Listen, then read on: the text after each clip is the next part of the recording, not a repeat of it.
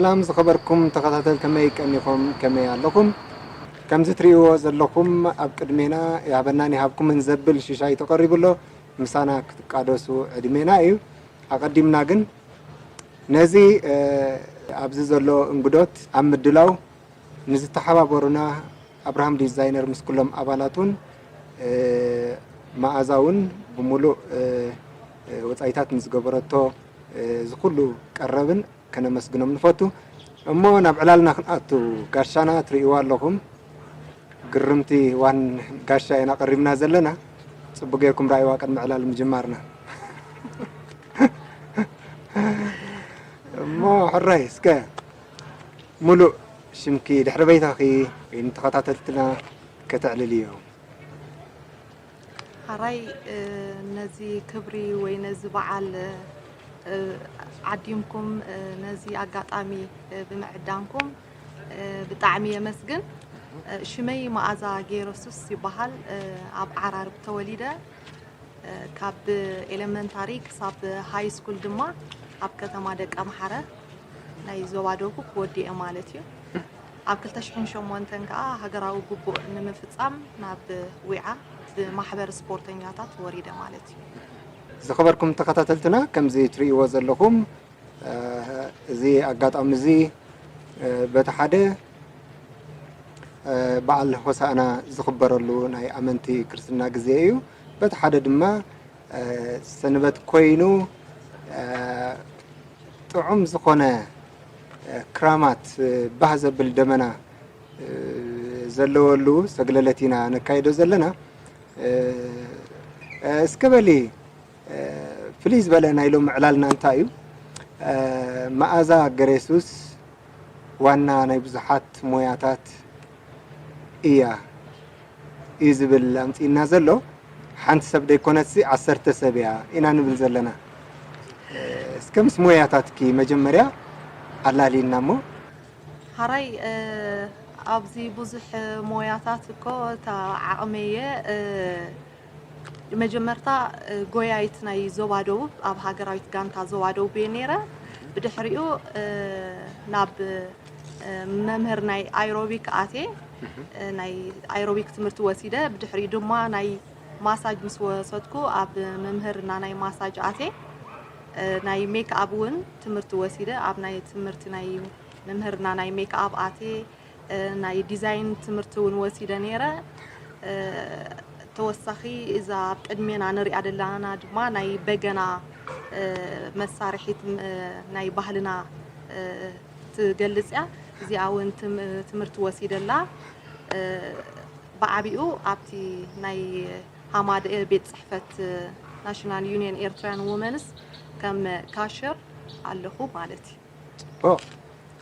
حزيبو زحمياتاتي خيسكي سسيخ تمسلو غرب حدا خي حزناسي يا محمشه زغونه بقياس لتجمر كيو خيكون كمل لسه تغاو بقياس لتجمر كيو كله ركب كله انو يتصبو ناي بحكي كتمسجن زغباكي حبرم من سيخي نمنتا اخي بزح موياتات تعرفي كان تا يتبقسو حدا حيسكيس تمسجن ويزي اخولي دايبل نمنتا اخي سعيدة حدا رديت على كسابتي عدمان عنا ندحر هيبكاس إنه كله نجار دليت ندحر على تتبقصو ندحر على كله كان تبتصحص ندحر عمينو تحنقول كله يبتصحي دي بتصح نجار سيلان تحجوت بس تدليون على مالك جنا نموياتات كأتينا قرب كنعلل أين موياسك خنجمر بيني ما كنعلل سكمرت أنا معهم بدس بالك أسكر قال لي وكاب على خير تذكر النمبر بزحن له زيانة ايروبيكس زيانة مساج زيانة ديزاين زيانة ميك اب زيانة فاينانس قال لنا لكم خيده ما بتصبوا دحن بايروبيكس كنجمر إذا ايروبيكس مع سيخي جمير كيو أبي أختم هيكيو أبز جزء زخ انتهيت نطفل لله خسكة حراي قدبي ايروبيك مغلاصنا اب نغويا ندحريت كملسكاي كاب نزوبا دك امحاره بناي غويا وددر ابيت سمرتي يكون اب زوباتات ناغشنا نصاوت نيره دحريو بهاغراوي ناي زوبادو تي ناي وددرات ناي نزوباتات الله تصاريخا نابتا كلب زوبادو تسجر مالتي اب كلب زوبادو قدمي ግን اب ቤት ትምህርት ፈልኹ اب ባስኬት ቮሊቦል ጉያውን اب ናይ ቤት ትምህርትታት ገለ ስለ ዝነጥፍ ነበርኩ ካብኡ ተጻሪና ናብ ክለብ ዞባዶ ማለትዩ በአሰልጣኒ መንግስት اب ደስ በለ ተካየን ነራ ናብ አተጠርኒፈ ማለትዩ ሙዳሕራይ اب ውድድራት እንዳካየና اب ማእከል ከተማ اب ዝሃገር ካኡ ተጻሪና ድማ ናብ ግብፅን ሳውዝ አፍሪካን በሃገራዊት ጋንታ اب 2013 ገሽና ነርና ማለትዩ اب ግብፂ ሳውዝ አፍሪካ ካብዚ ዳሕራይ ብምቕጻል ኣብቲ ናይ ብሕማም ምኽንያት ማለትዩ ትጉያ አቋሪጽዮ ዳሕራይ እቲ ስፖርታዊ ምስቲ ነፍስኻ ስለዝዓቢ ትድልየት ውን ስለዘሎ ናብቲ አይሮቢክ ተተሓዘ ምስቲ ስፖርት ስለዝኾነ አይሮቢክ ሰግር ክኢለ ማለትዩ ወይና ኡኸድህበሉ አገዲድነ ማለትዩ ሞ እንታይ ትነጥፍሉ ለከስ ሕጂ ከም ጥዕና ክትሰርሕዮ ድዩ ወይስ ከም መምህር ዲ ክትነጥፍሉ እዋ ቀንዲ ኣብቲ ጥዕና ዝያዳ እቲ ብስፖርት ዝዓበየት ነፍሲ ኮፍ ክብል የብሉን ስፖርት ከዓ ሓደ ካብቲ ጥዕናኻ ትከላኸለሉ ማለትዩ ኣብ ገዛ እንዳኸትኩውን ሓደ ሓደ ጥዕና ደይብሎም ድዩ ውልቃዊ ዝደልዩ ክሰርሑ ዝደልዩ ከይደ የስርሖም ኣብ ሃማድ ከዓ ከም መምህር ኮይነ ይሰርሕ ማለት ጽቡቅ ጂ ተፍሪል ለኹ ማለት እዩ ሓኒዋ ሰኪፍኩምሽ ጽቡቅ አይሮቢክስ ዳርጋ ዝበዝሑ ቶም ሞያታትኪ ምስጥዕና ዝያዳ ምትእሳር ዘለዎም እዮም እስከ አይሮቢክስ እንታይ እዩ ዘይፈልጡኻ ክህልው ክእል እዮም እስከ ብትግርኛ ግልጽ ኣቢልዮ ከመይ አይሮቢክ ብጣዕሚ ዓቢ ዓውዲ እዩ በዚ ኣጋጣሚ እዚ ሰብ ዝያዳ ክፈልጦ ዘለዎ አይሮቢክ ማለት ዝያዳ ሓደ ምንቅስቃስ ኮይኑ ብሙዚቃ ዝተሰነየ ክንሱ ቀስ ብቀስ እንዳዋዓኻ ኣብ ዝለዓለ እንዳራሳሰንካ ትሰርሖ እንዳተዛነኻ ትሰርሖ ማለት እዩ እጂ ክልተ ኣብ ናይ አይሮቢክ ሕግለና አን አይሮቢክ ድበሃል ማለት እዩ እቲ አን አይሮቢክ ክበሃል ከሎ ጽዑቁን ብዙሕን እንዳሰርሕካ ሓፂር ኸውን ኣህላኽን ኣድካሚ ሳይወስድ እቲ አይሮቢክ ግን ንንውሕ ዝበለ እንዳተዘናጋዕካ ትሰርሖ እዩ ዝያዳ ከዓ ኣብቲ ለውጢ ከዓ ጽቡቕ ለውጢ ከዓ ትሪእየሉ ማለት እዩ ጽቡቕ ሞ አይሮቢክስ ብሙዚቃ እናተሰነኻ ትገብሮ ملاهي مش لما ساكن سجرينا قرب زانا ايروبكس سئلو ما نشي ندا سرح كخلقي كنريو سبورت محاوس نسبري عبي بإشتي علي تصوتا كلي كله يأكد محزنة يقري أنكر يحنت تعنا يقري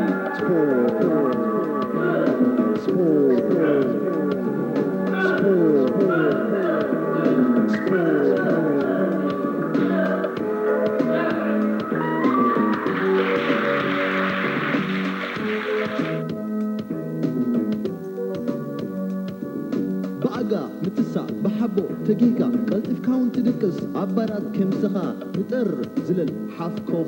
زتعسرة شوادا كفتح كمعبل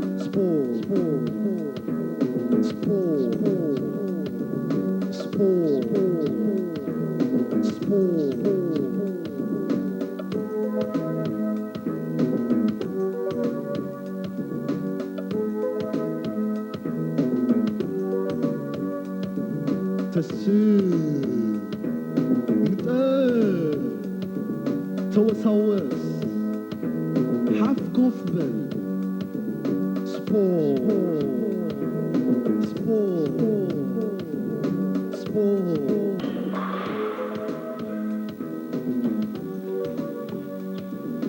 ብስፖርት ዝመፀ ሃብታም ባህልና ካብ ስኳ ካብ ዝላ ካብ ጉያ ጀሚርና ብሰንኪ ናይ ስደት ከይጠፍእ ልምድና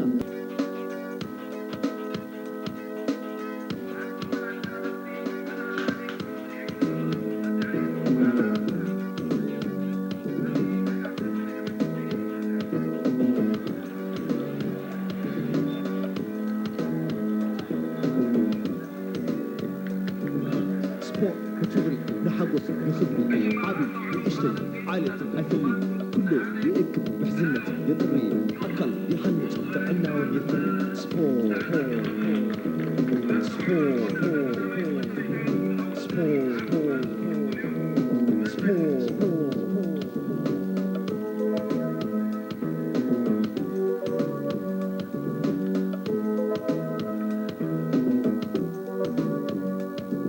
سبور نزوجر أكلنا خطر حنقول كحدث في وكا خطركس أبوي عدي حوي حفظي سنلكم سمعوه تقامي يوم الأختي سبور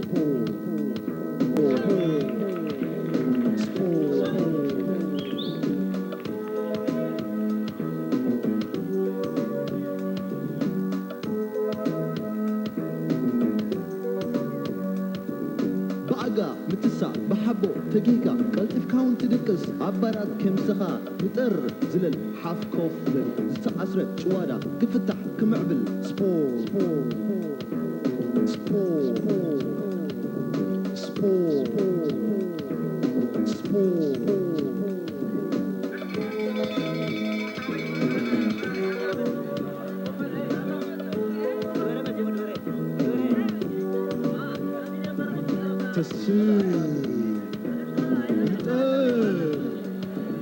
توسوس حف كفر سبور قديف كيدي قنيقي زايروبكس انا عليك قربش دقي مدى دها من حرالو نفس سريح له مالتي اكلات سريحه تنقصايس له مالتي چوادات تزرغيح له مالتي صبو عراي مونا بمساج كنكيد انت از مساج زبلو خير مساج عبي عودي بفلاي زياده سب كنا حلون كفلطون زلوه مساج لك عدتنا اكلات مفلاط مالتي حاده عدتنا يزور الدم مفلاط مالتي سالساي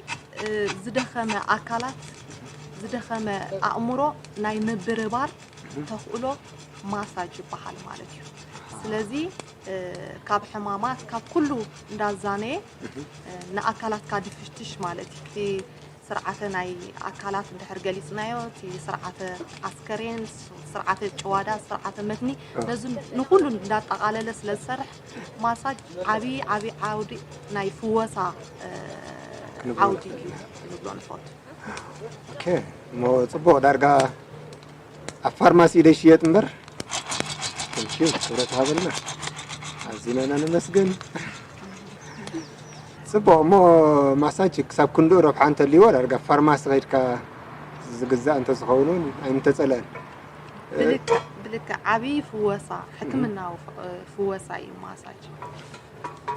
دحرباي تقول لك كده ابي كابي احنا بعدنا كسب جي تلمدن اندي كنا يقرب ابعدنا ون قدمي عديتاتنا اندحر مصينا نقولعا صعدا شغورتي چنا ادام እንዳገበራ نتقولعا ناي مدهساس تخولو تاچني هيلينግ دبحالالو لك عدن ولودا كترارو خلا تي سمعيتا مونغو ولادن ولودن زلو تي مامو ناي روفتا ነገር አለው ማለት ስለዚህ بعودي حجيب تي تمرتي ادا نمبر حدش دمص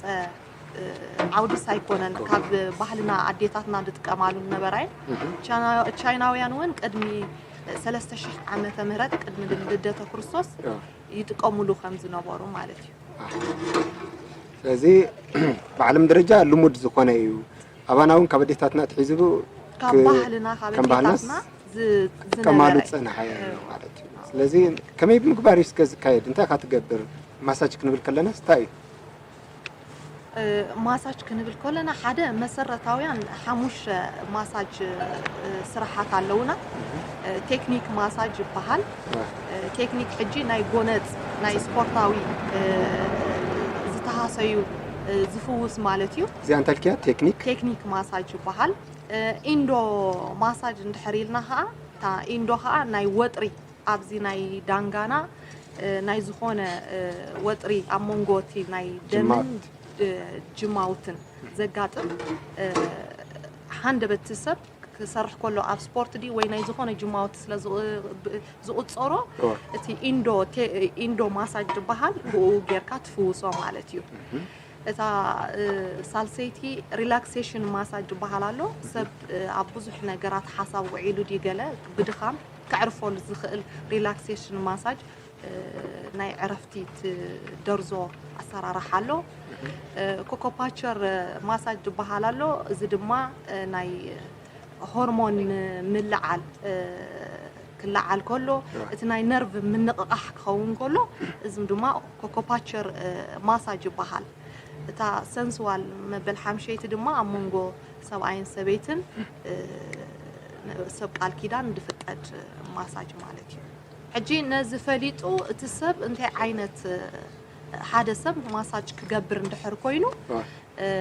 ኣቐዲሙ ማሳጅ ንክገብር ሓንጎሉ ክዳሎ ኣለዎ ተዳልዩ እቲ ዓይነት ደልይዎ ደሎ ነፍሱ ኣፅፊፉ ነፍሱ ተሓፂቡ ሽጎማን ናቱ እንድሕር ደልዮ ኮይኑ ሽጎማን ናቱ ሒዙ መፅዩ እቲ ዓይነት ደልይዎ ደሎ ድማ መሪፁ ክጥቀም ይከኣል ማለት እዩ እዚኣ ሓሙሸይቲ ኣብ መንጎ ሰብ ቃል ኪዳን ሰብኣይን ሰበይትን እተገልግል ዓይነት ባዕሎም ንባዕሎም ዲ ወይስ ብሳልሳይ ኣካል እዩ ዝግበር ዝማሳጅ ባዕሎም ንባዕሎም ኣብ መንጎ ክልተ ናይ ስምዒታት ነገር ክጠፍእ ስለ ዝኽእል ኣብቲ መንጎ ሰብ ቃል ኪዳን እዩ ድፍቀድ ካብኡ ወፃኢ ኣይፍቀድን እዩ ማለት እዩ ኣብ ሴክስ ዘሎ ፍልሊ ጠንቂ ናይ ዝተፈላለየ ፍትሕ እውን ይበሃል ብዙሓት መፅዛዕታት ካብ ዝተኻየደ ኣብ መንጎ ቃል ኪዳን ዝረአ ፍትሕ ኣብ መንጎ ሰብ ሓዳር ዝረአ ፍትሕ ቀንዲ ጠንቁ ብሰንኪ ኣብ መንጎ ክልተ ሰብ ሓዳር ዝህሉ ዘይምስምማዕ ናይ ሴክሱዋል ፊሊንግ ወይ ድማ ናይ ርክብ ስምዒት ዘይምህላው እዩ እሞ እዚ ካልእ መዓልቲ ክንሪኦ ኢና ፅቡቕ መፍትሒ ክኸውን ተስፋ ንገብር እስከ ናብቲ ማሳጅ ክንምለስ ኢና ሕጂ ኩሉ ብምድራዝ ዲ ዝግበር ኣዳውኩም ኢኹም ትደር ዝመስለኒ ኩሉ ብከምኡ ዲ ዝፍፀም ወይስ ካልእ ኣገባባት ከለዎ እዩ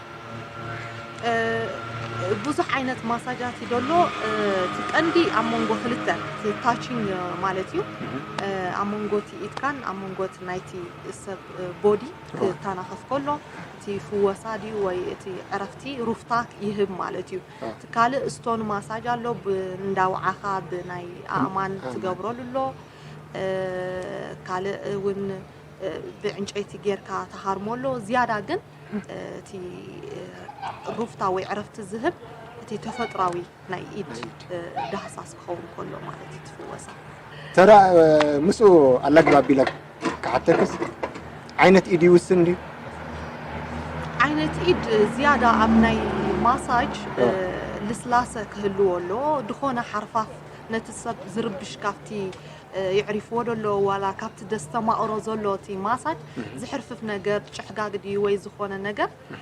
حرفافه كلمت على بركة تي طعمي أبتي نايتي ماساج زيادتي نايدنا أقدر داسيس لزخونه مالتي اسك كابتو مكروهي أبزناي ماساج أبزناي أيروبيكس ديو دحنا أبز فولي أبزناي ماساج كابتو مكروه زكاة أنا تحجي كم زبالكيو تسبسب بها كبل اللو مش؟ بلكا تحجي كاوتس إيتات نايت تقبريو مساج سي انتهى اللو إذا خبركم تقاتلتنا زيادة كاب علالكو أزي مساتي كويني سمع نزلو بفلاي نعي حدش لازقونه مسيت إنه اللو زيادة قن مثلا بقبر خاك تقاتلوه ناب قبراوي سرح حنساب كنسقر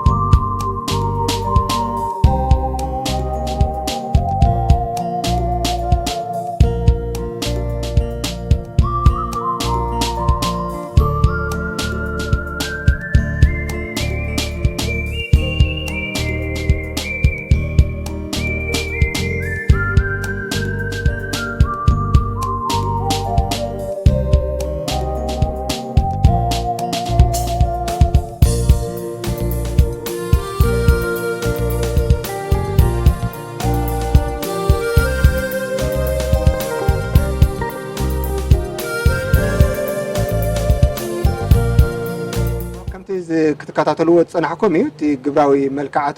እስከ ሰባት ከመይ ይቕበልዎ ካብ ተመክሮኺ ወይ ዘስሕቕ ወይ ዘገርም ዘጋጠመክ ከለዶ ኣብ ግዜ ናይ ማሳጅ ተካይድሉ ናይ ማሳጅ ዝያዳ ድፈትዎ ዓውዲ እዩ ልክዕ እቲ ምውሃድ ናይቲ ኢድ ክመጽእ ከሎ ናይቲ ሰብ ሩፍታ ልክዕ ድቃሲ ዝመጽኦ እቲ ብልክዕ እቲ ጣዕሚ ናይ ኢድ እንድሕር መጽዩ እቶም ጭዋዳታት እንድሕር ትረኽቦም ኣለኻ እቲ ድኻማት ተውፅኦ እንድሕር ኣለኻ እቲ ሰብ ኣብ ጥዑም ድቃስ ድቅስ ማለት እዩ ሓደ ኣብቲ ናይ ኣእጋር ፉቲንግ ማሳጅ ዝበሃል ኣሎ ካብኦም ተበጊስና ነቲ ናይ ብሙሉእ ጭዋዳታት ነፍሲ ክሳዕ ናይ ሓንጎል ደሎ ክንረኽቦም ንኽእል ኢና ብፃብዕትና ወይ ብናይ እግርና ኣዳራርዛ ኣብኡ ምናልባት ሰብ ስኽፍክፍ ስለ ዝብሎ ኣብቲ ናይ ኣጋሩ ተብል ከለኻ ድስሕቕ ኣሎ ስለ ዘሰክፎ ማለት እዩ ቅድም ኣቦታትና ድዮም ኣሕዋትና ኣብ ማሕረስ ኣብ ገለ ውዒሎም ስታይ ይብሉና ብከብዶም ደቂሶም ሕቆይ ስከርገፀኒ ይብሉና ቆሎ ስለ ዝነበርና ደይብና ንረግፆም ገለ ባህብሎም ወይ እንድዒ ክስምዖም ብዘይገድስ ኣክለኩም ኢሎም ካውርድና ተራ ኣለዎ ዲ ምስ ማሳጅ ከመይ እዚ እወ ሓፈሻዊ መልክዑ ይሓለወ ንኸውን እምበር መልክዑ ወይ ትሕጊ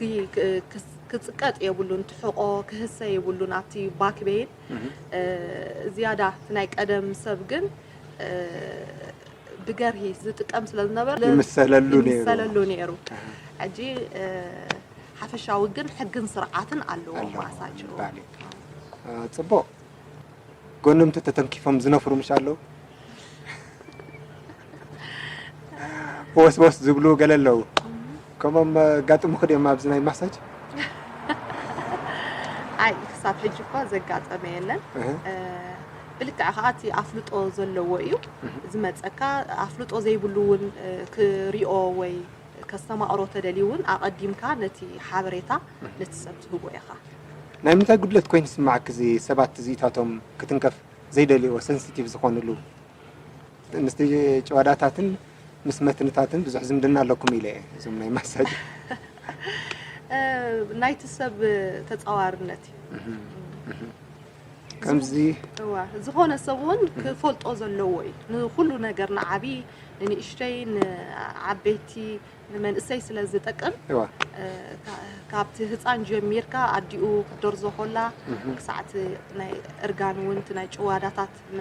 ጭብባጥ ስለ ዝመፅእ ኣብ ኩሉ ዕድመ ድኸውን ዓውዲ እዩ ሞያ ዝመስሎ የለ ንያዛ ናይ ሎም ዕላልና ካብ ናይ ማሳጅ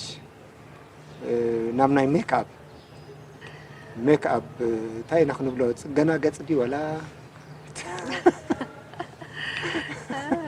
እንታይ ሆም ትብልዎ ብትግርኛ ኣሎ ወዲሽ ሜክኣፕ ምስትኽኻል ክበሃል ዝኽእል ምስትኽኻል ቆርበት ገፅ ኣብ ቆርበት ገፅ ዲ ዘተኩር ዝያዳ ምስትኽኻል ነቲ ኣበራት ደሎ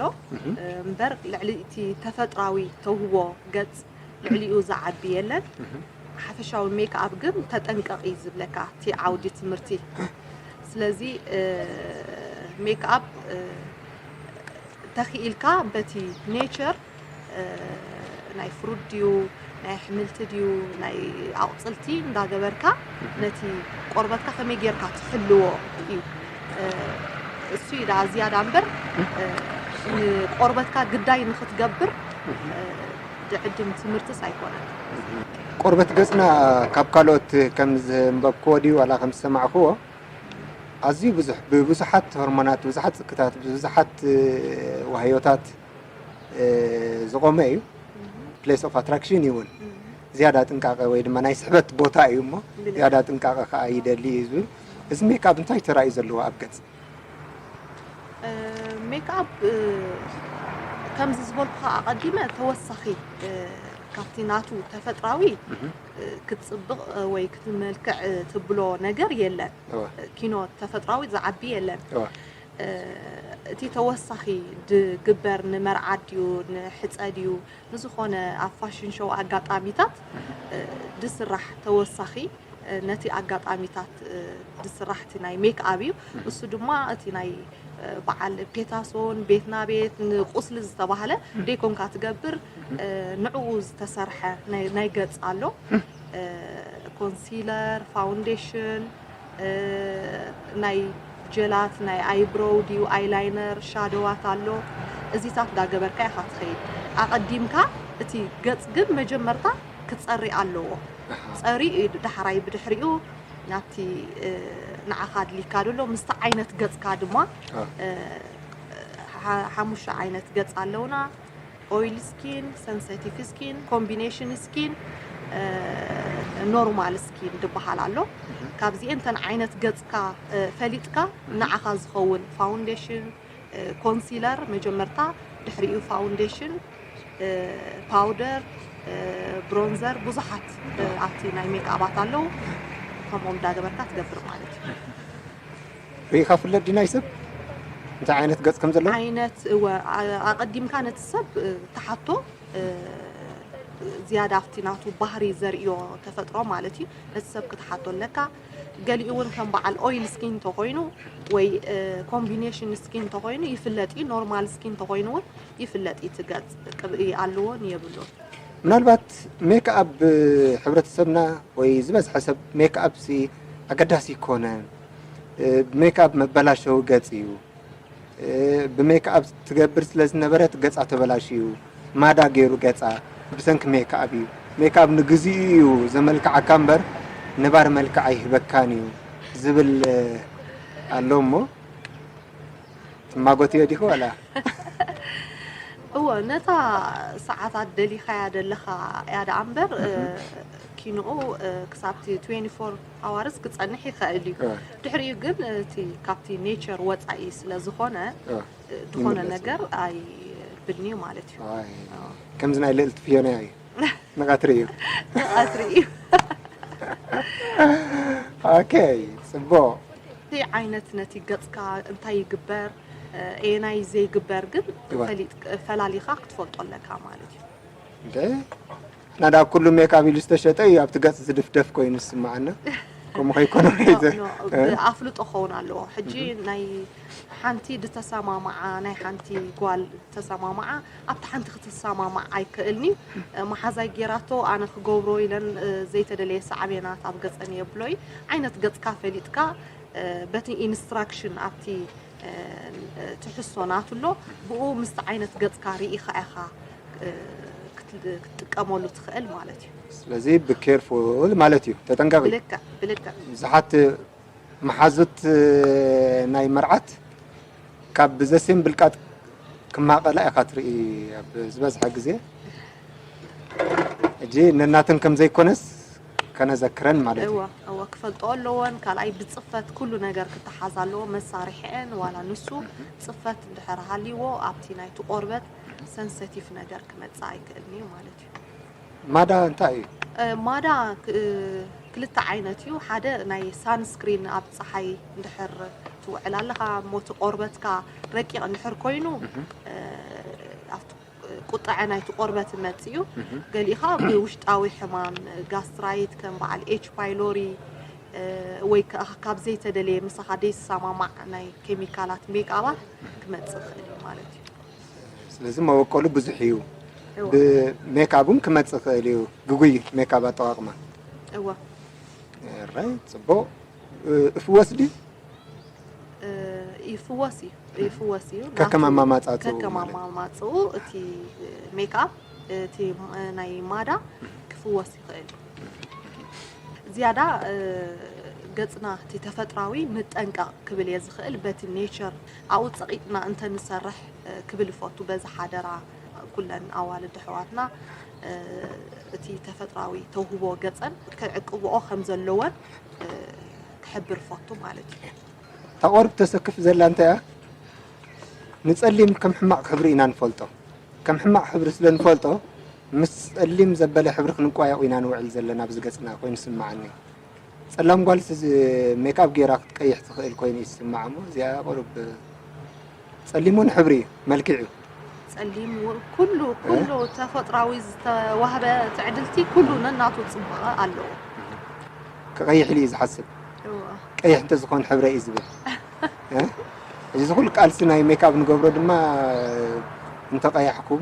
تشكركم به أنت ولكم كل أنت ولكم خمزة خمزة حي قلينا نبر اجي بغير كديك حج سوي يقبرك فوس بلا غير الاخو ما تاع ناتشورال كسكي فكدي ما انا كو بناتشورالي ازغطم دلخو دحن بزي اختا خوسي بزا ناتشورال غصاي صبو دحن الله ده صبو الله ورا